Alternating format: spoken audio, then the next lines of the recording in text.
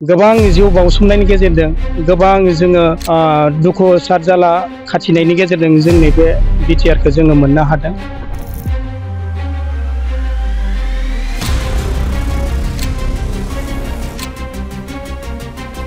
जोङो दैमालु फारसेया बिटिआर हाबनानै खोब गोजोननाय मोनबाय आरो जों फैगौ सायख'थियाव जोङो इउबिपिएलआवनो जोङो बयबो जों रायजो राजाया सापर्टखौ खालामदों।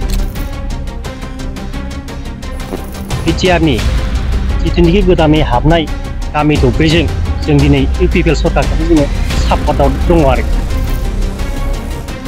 जोंथ' दा इउपिपिएलखौनो जों सापर्ट खालामगोन आरो जों गासिबो माने इउपिपिएलआवनो जों सापर्ट खालामनो जों माबा रायजो जाना दंथ'यो आरो। बिटिसि एकर्ड जाबाय। बे मोननैबो एकर्डआव सनितपुर आरो बिश्वनाथनि बर' रायजो राजाफोरखौ नेवसिगारनाय जादोंमोन। खेबनै जालांबाय दा खेबनै जालांगासेयावबो जोंनि बे सनितपुर जिल्ला आरो बिश्वनाथ जिल्लाया दानख'नानै गालांजादोंमोन।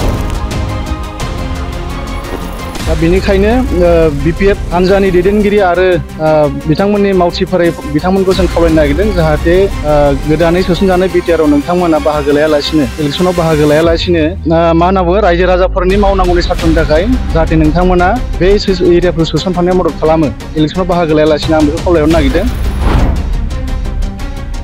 बिटिआरनि गेजेरजों हाबसनदोंब्लाबो माखासे हाबसनबावनो हाबाफारिफोर दंबावो।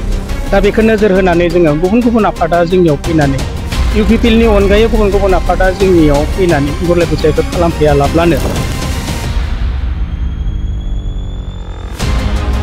बिपिएफ हान्जाखौ जोङो गुरैयै खावलायनो लुबैदों जाहाथे गुबुन खोथाफोरखौ सिन्था खालामालाबानो बिथांमोनाबो जोंखौ मदद जाहाथे इउपिपिएल सरकारखौ दाफुंनायाव फिन आरो जोंनि फैबाय थानाय जेनेरेसनखौ नोजोर होनानै बिथांमोनाबो जोंखौ मदद होफायो।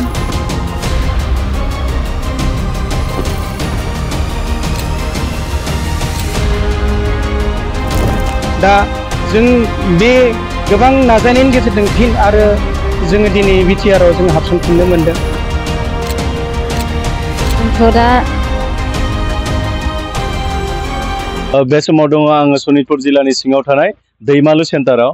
बे दैमालु सेन्टारनि जि रायजो राजा बिथांमोना बिटिआरआव गोदानै बिटिआरनि जि गामि सोसननाय बे गामि सोसननायाव बिथांमोननि ओनसोलाबो सोफादेरजादोंमोन आरो बेवहायनो बिथांमोननि गामि ओनसोलनि रायजो राजा बिथांमोनजों जोङो माखासे खोथाखौ जों मिथिनानै लागोन जे बिटिआर ओनसोलाव बिथांमोना सोसनजानानै बिथांमोना माबायदि मोनदों।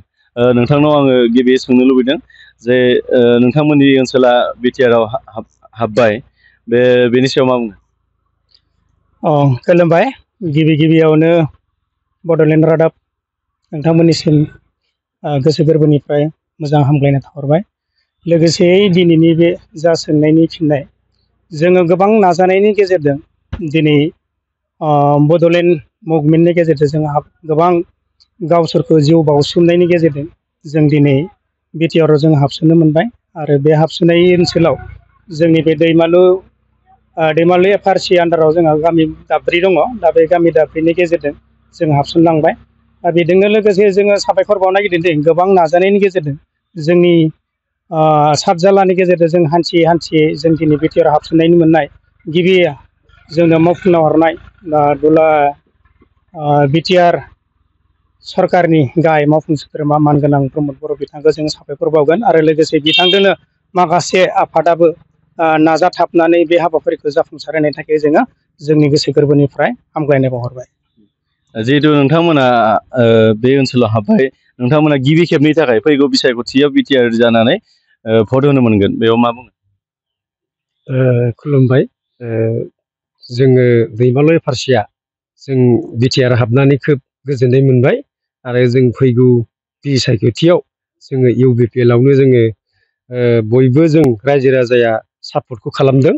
जोंनि माखासे मावनो गोनां हाबाफारिखौ जोंनि प्रमद बर' सारा मावनानै होलांबानो जाबाय। बिनि थाखाय आं गोजोननाय थाबाय। नोंथांमोननि बे ओनसोला जौगानो गोनांब्ला माबायदि खामानिजों जौगानो हागोन?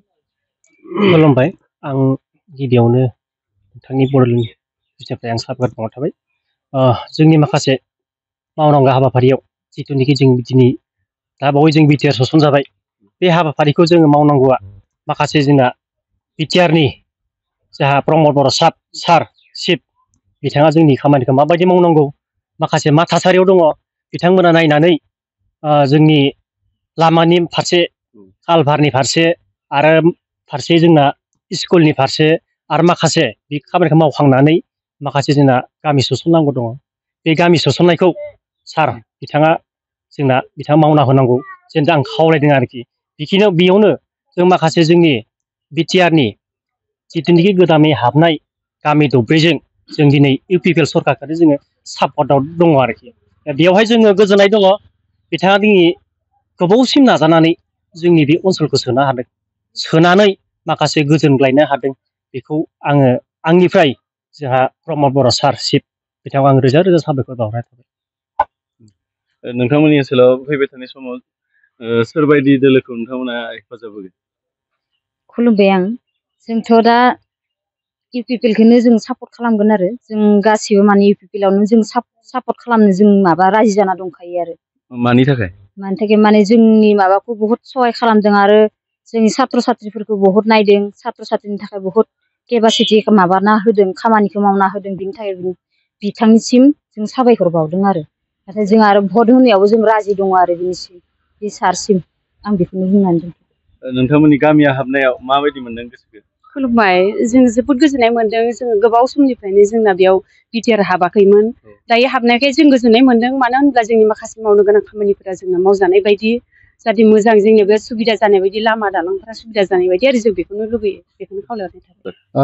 जों सनितपुर आरो बिश्वनाथ बासिफोरनि थाखाय दुखुनांथाव बाथ्रा जे 1993 मायथाइयावनो जोंहा मोनसे एकर्ड जादोंमोन बिएसि एकर्ड बिनि माखासे समनि उनाव बिटिसि एकर्ड जाबाय बे मोननैबो एकर्डआव सनितपुर आरो बिश्वनाथनि बर' रायजो राजाफोरखौ नेवसिगारनाय जादोंमोन बिथांमोनखौ नायफिनाखैमोन जाय खुंथायाव दंमोन 12 बोसोर सरकार सालायबाय बिथांमोना माब्लाबाबो बे सनितपुर आरो बिश्वनाथनि रायजोफोरखौ लाफानाय बा बे एरियाखौ सोसनफानायनि बाथ्रा मालाबाबो सावरायाखै बा मालाबाबो सिन्था खालामाखैमोन फैयै फैयै जेब्ला 2020 मायथाइयाव 27 जानुवारियाव बिटिआर एकर्डआ जाबाय बे एकर्डनि गेजेरजों सोसनफानायनि दफाखौ जों मोननो हादों बेनि गेजेरजों आथिखालाव माखासे गामिफ्राबो हाबबाय आरो माखासे गामिफ्रा हाबबावगोन बा हाबनायनि प्रसेसखौ बा सोसननाय प्रसेसखौ मावगासिनो दङ बा सरकार दाखांनायनि उनावबो मावबावगोन बेखौ जों आसा खालामदों दा बेनिखायनो बिपिएफ हान्जानि दैदेनगिरि आरो बिथांमोननि मावथिफोरै बिथांमोनखौ जों खावलायनो नागिरदों जाहाथे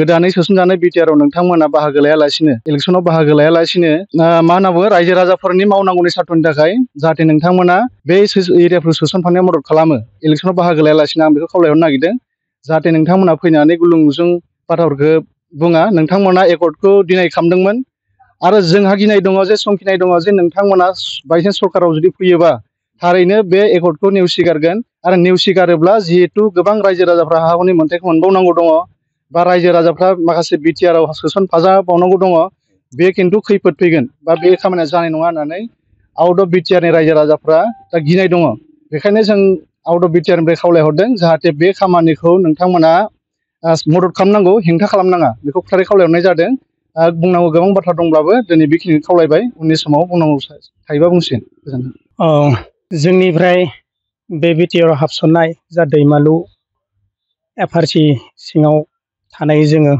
हाबसनजानाय जोङो सुबुं दा बेबायदि जों मोनसे खुथारै खावलायनो लाबोदों जाहाथे जोंनि नैबे मावनो गोनां गोबां हाबाफारि दंबावो बिटिआरनि गेजेरजों हाबसनदोंब्लाबो माखासे हाबसनबावनो हाबाफारिफोर दंबावो दा बेखौ नोजोर होनानै जोङो गुबुन गुबुन आफादा जोंनियाव फैनानै इउपिपिएलनि अनगायै गुबुन गुबुन आफादा जोंनियाव फैनानै गुलाय गुजायखौ खालामफैयालाब्लानो जा जोंनि बे मावनो लानाय हाबाफारिफोराव जाहाथे माखासे थालांनाय हाबाफारिफोरखौ मावफुंजोबनो थाखाय जोङो बिटिआर सरकारखौ जोङो खावलायदों दा बे खावलायनाय लेखायैनो जों दा नुनो मोनदों बेयाव जोंनियाव गेजेर सरासनस्रायै बेले बेजे किसु आफादफोरा फैनानै जोंखौ गुबुन थुलुंगा होफैदों जाय थुलुंगाया जोंनियाव बिपिएफ हान्जाया दिनै जोंनि जायगासिम सफैनो हादों दा बिपिएफ हान्जाखौ जोङो गुरैयै खावलायनो लुबैदों जाहाथे गुबुन गुबुन खोथाफोरखौ सिन्था खालामालाबानो बिथांमोनाबो जोंखौ मदद जाहाथे इउपिपिएल सरकारखौ दाफुंनायाव फिन आरो जोंनि फैबाय थानाय जेनेरेसनखौ नोजोर होनानै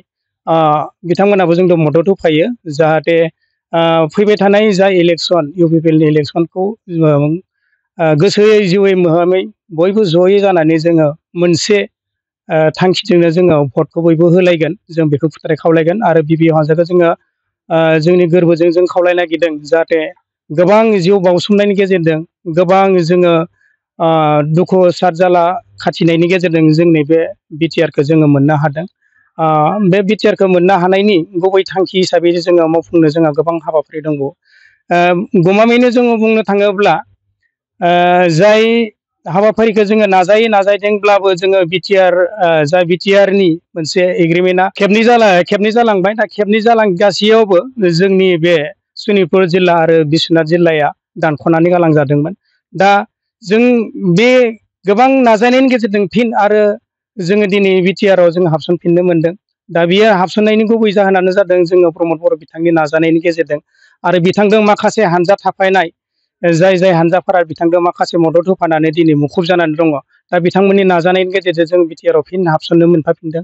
दा बेखौनो जोङो गोसो गोरबोजों जों खावलायदों गुबुन गुबुन आफादा जिहेथु बे ओनसोलाव फैनानै गुरलाय गुरजाय खालामफैयालाब्लानो जोंनि बे जा आथिखालनि बिटिआर सरकार मानगोनां प्रमद बर'खौ हेफाजाब होफैयो आरो बे हेफाजाब होनायनि गेजेरजों थालांनाय आद्रा खामानिखौ मावफुंनायाव बयबो मदद होफैयो। आं बेखिनिखौनो खावलायबाय। आंनिफ्राय बेखिनिखौनो बुंनानै दैमालु एफआरसिनिफ्राय जों बेखौनो खावलायगोन आरो दैमालु एफआरसिनिफ्राय जों जेसे हागौ जों इउ पिपल सरकारावनो जों दा बयबो रेडियानो दङ आरो रायजो राजाफ्रा थिगानो दङ।